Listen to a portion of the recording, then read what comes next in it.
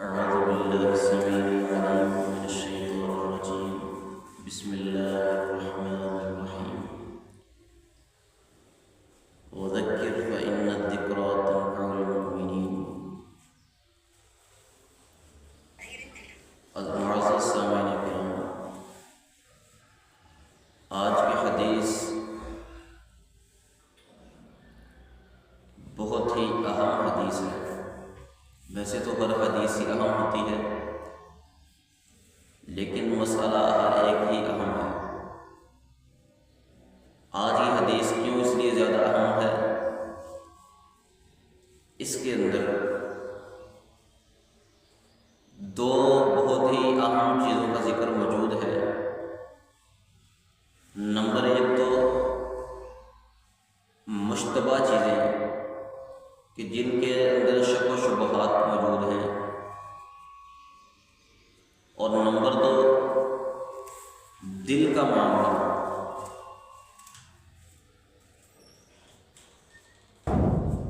کچھ چیزیں شریعت کے اندر ایسی ہیں کہ جن کے بارے میں انسان کو مکمل علم ہے، مکمل پتہ ہے کہ یہ تو حلال ہے، اور کچھ چیزیں ایسی ہیں کہ جس کے بارے میں علم ہے کہ یہ حرام ہے، لیکن کچھ چیزیں ایسی بھی ہیں جن کے بارے میں کنفرم مکمل علم نہیں کہ یہ حلال ہے یا حرام ہے۔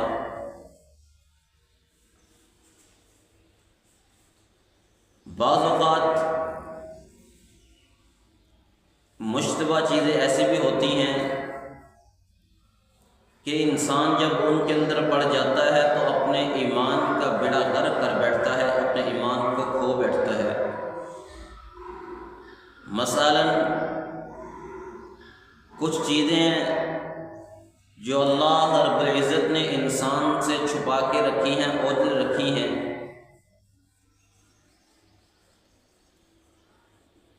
جب انسان اس چیز کی طرف جاتا ہے کہ میں تلاش کروں کہ بھئی یہ معاملہ اس طرح اللہ تعالیٰ نے کیوں کیا ہے،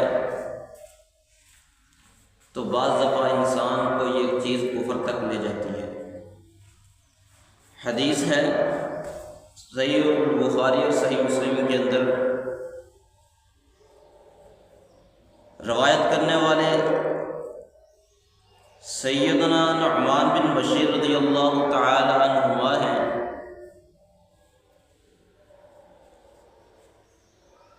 بیان کرتے ہیں کہ میں نے رسول اللہ صلی اللہ علیہ وسلم سے سنا، یقول، آپ فرما رہے تھے، ان الحلال بین، کہ بے شک حلال بھی واضح ہے، وان الحرام بین، اور بے شک حرام بھی واضح طور پر ہے، وبینہما امور مشتبہات، ان حلال اور حرام کے درمیان میں کچھ امور مشتبہ بھی ہیں، لا یعلمہن کثیر من الناس، کہ جن کے بارے میں اکثر لوگ جانتے ہی نہیں۔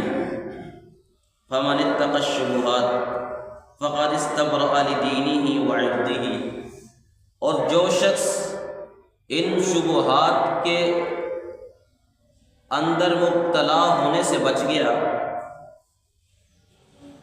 جو ان شبہات سے بچا رہا، فقد استبرأ لدینہ وعرضہ، تو تحقیق اس شخص نے اپنا عزت، اپنا ایمان محفوظ کر لیا ہے، اپنا عزت، اپنا ایمان بچا لیا ہے۔ ومن وقع فی الشبہات وقع فی الحرام، اور جو شخص شبہات کے اندر، مشتبہ اموروں کے اندر مبتلا ہو گیا، وقع فی الحرام، وہ شخص حرام کے اندر داخل ہو گیا، اور وہ حرام کام کا مرتکب ہو گیا۔ اور آگے ایک مثال دے کر بیان فرمایا ہے اس حدیث کے معاملے کو، کالراعی یرعی حول الحمى یوشک ان یرتع فیہ، جیسے ایک بھیڑ بکریاں چروانے والا ایک چرواہا، وہ اپنے جانوروں کو اگر کنارے پر چرائے گا تو ممکن ہے کہ وہ جانور، وہ چیزیں دوسری کی کھیتی کے اندر داخل ہو جائیں۔ الا وان لکل ملک حما، اور پھر فرمایا کہ آگاہ رہو کہ ہر بادشاہ کی ایک حد ہوتی ہے۔ الا وان حم اللہ محارمہ، اور یہ بھی جان لو کہ اللہ تعالیٰ کی باڑ، اللہ تعالیٰ کی حد کیا ہے؟ اللہ تعالیٰ کی حد حرام کردہ چیزیں ہیں۔ الا وان فی الجسد مضغۃ، اور یہ بھی جان لو کہ جسم کے اندر ایک لوتھڑا، ایک ٹکڑا موجود ہے۔ اذا صلحت صلح الجسد کلہ، اذا صلحت صلح الجسد کلہ، جب یہ درست ہو جائے، ٹھیک ہو جائے تو جسم درست ہو جاتا ہے۔ وَإِذَا فَسَدَتْ فَسَدَ الْجَسَدُ كُلُّهُ، اور جب یہ خراب ہو جائے، فساد کا شکار ہو جائے تو سارا جسم بھی فساد کا شکار ہو جاتا ہے۔ الا وہی القلب، اور یہ بھی بتا دیا ہے وہ لوتھڑا، وہ ٹکڑا کون سا ہے کہ اگر وہ ٹھیک رہے تو جسم ٹھیک رہتا ہے، اگر وہ ٹھیک نہ رہے تو جسم ٹھیک نہیں رہتا۔ الا وہی القلب، وہ تمہارا دل ہے۔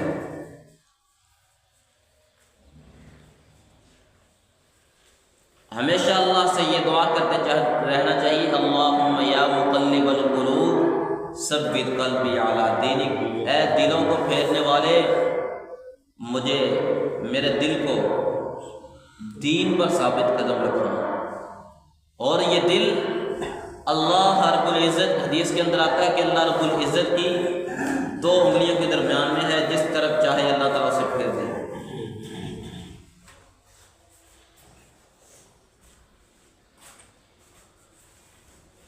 اور یہ دل کا معاملہ عزیزو بہت ہی اہم اور بہت ہی سنگین معاملہ ہے۔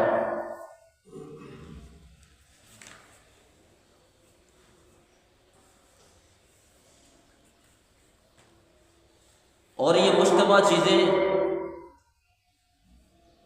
کہ انسان اس کی ٹو کے اندر لگ جائے کہ بھئی میں نے اس کو تلاش کر کے ہی رہنا ہے۔ بعض اوقات انسان اس حد تک پہنچ جاتا ہے کہ اللہ تعالیٰ کی وحدانیت کا انکار کر دیتا ہے۔ بعض اوقات یہ مشتبہ چیزیں انسان کو اس حد تک لے جاتی ہیں کہ وہ رسول اللہ صلی اللہ علیہ وسلم کی رسالت کا انکار کر بیٹھتا ہے، آخرت کے دن کا انکار کر بیٹھتا ہے۔ ایک مثال ہے کہ انسان یہ ٹو لگانی شروع کر دے، تلاش کرنا شروع کر دے کہ جی جو قبر کا معاملہ ہے یہ ہم پر مشتبہ ہے، اللہ کو پتہ ہے کہ کیا معاملہ ہے۔ انسان آپ کوشش شروع کر دے، جی میں نے یہ تلاش کرنا ہے کہ یہ قسط کیوں ہوتا ہے، یہ کیسے ہے، یہ معاملہ سب کیا ہے، تو یہ بعض اوقات انسان کو عقیدے کا بیڑا غرق کرنے کا باعث بن جاتی ہے۔ اور انسان کے دل کا سب سے اہم حصہ، انسان کے جسم کا سب سے اہم جو جزء ہے وہ دل ہے۔ اگر انسان کا دل صاف ہے، انسان کا دل ٹھیک ہے، اس کا ایمان ٹھیک ہے۔ اگر دل کے اندر کوئی بیماری پیدا ہو گئی تو وہ بیماری انسان کو کسی بری طرف بھی لے جا سکتی ہے۔ اور اسی طرح